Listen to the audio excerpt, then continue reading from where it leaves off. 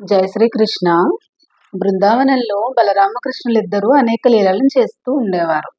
వీరిద్దరూ లీలలను చేస్తూ ఉన్నప్పుడు ఆవుల మందంతా పచ్చగడ్డి ఎక్కడ దొరుకుతుందో ఆ ప్రదేశానికి వెళ్ళిపోతూ ఉండేవి. ఒకసారి ఈ గోవులన్నీ ఈషికాటవని అనే ప్రాంతానికి అరణ్య భాగంలో చివరి భాగానికి వెళ్ళిపోయాయి.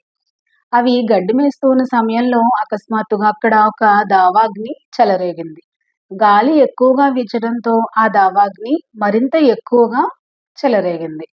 ఈ సమయంలో ఈ గోవులన్నీ ప్రాణాపాయంతో అరవసాగాయి. గడ్డి మేస్తూ ఉన్న గోవులు కనిపించకపోవడంతో బలరామకృష్ణులు వారి స్నేహితులు అందరూ కంగారు పడ్డారు. కృష్ణ, బలరామ, ఈ కష్టం నుంచి మీరే మమ్మల్ని గట్టెక్కించాలి, గోవులు ఎక్కడా కనిపించట్లేదు అని వాళ్ళు బాధపడేసరికి బలరామకృష్ణులు వీరంతా ఆవులు ఏ మార్గం ద్వారా అయితే వెళ్ళాయో వాటి పాదముద్రలను గమనిస్తూ వాళ్ళు కూడా వెతుక్కుంటూ వెళ్ళారు.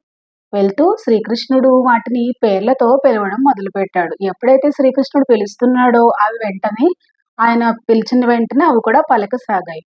ఇలా ఉండంగా కొంతసేపటికి దావాగ్ని మొత్తం చెలరేగిపోవడం చూసిన ఈ బలరామకృష్ణులు వెంటనే ఆశ్చర్యపోయి ఏదో విధంగా వీటిని బ్రతికించాలి అని అనుకున్నారు. ఈ లోపల గోపబాలురికి శ్రీకృష్ణుడు మీకేమీ భయం లేదు, నేనున్నాను కదా అని ధైర్యాన్ని ఇచ్చి వెంటనే ఆ దావాగ్నిని అగ్నిని అంతటిని ఆయన పానము చేశాడు. వెంటనే గోపబాలురందరూ మాకు ప్రాణప్రదమైన గోవులను రక్షించినందుకు బలరామ, శ్రీకృష్ణ మీకు ధన్యవాదాలు అని చెప్పి వారంతా ఎంతో ఆనందంతో తిరిగి బృందావనానికి వెళ్ళారు.